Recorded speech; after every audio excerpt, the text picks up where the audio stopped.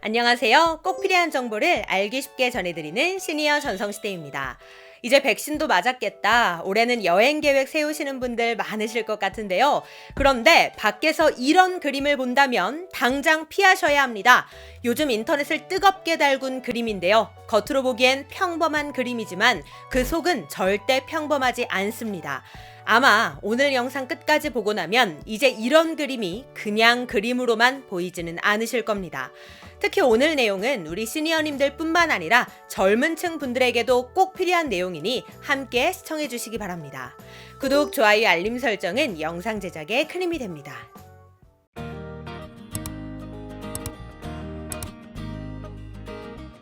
7월부터는 거리두기 제한도 완화되고 백신 접종하신 분들도 많아지는 데다 또 휴가철도 다가오면서 여행 계획 세우시는 분들 많아질 것 같은데요. 그런데 밖에서 이런 그림을 본다면 한 번쯤 의심해 보셔야 합니다. 그리고 웬만하면 피하는 게 좋습니다. 최근 인터넷을 뜨겁게 달군 그림입니다. 겉보기에는 평범한 유화지만 사실 이 그림은 그냥 그림이 아니었습니다. 이 수상한 그림의 정체는 바로 초소형 몰래카메라였습니다.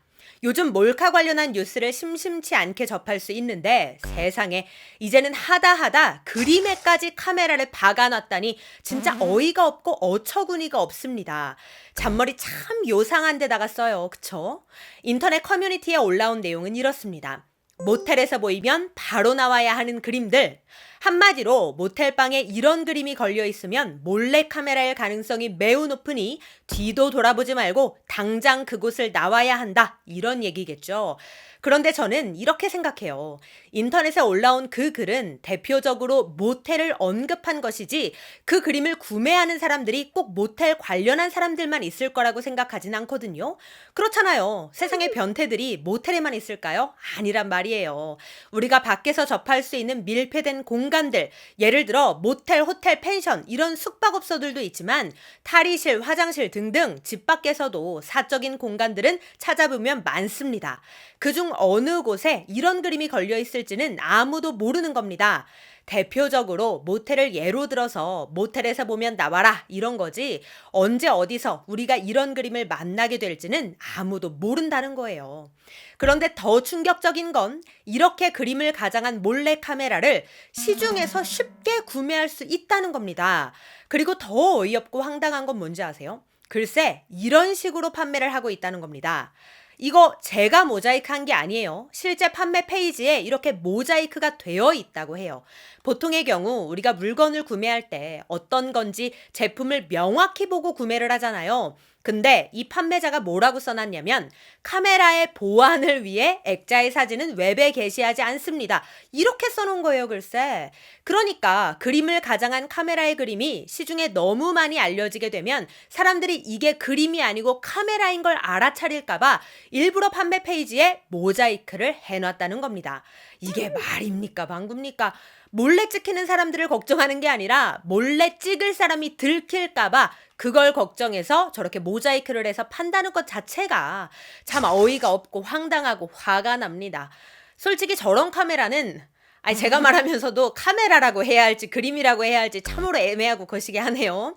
자, 아무튼 저런 카메라는 사용 용도가 너무나 뻔한 거잖아요. 보안을 위한 거겠어요? 뭐 도둑놈 잡으려는 거겠어요? 누군가를 몰래 훔쳐보려는 목적인 거 우리 다 알지 않습니까?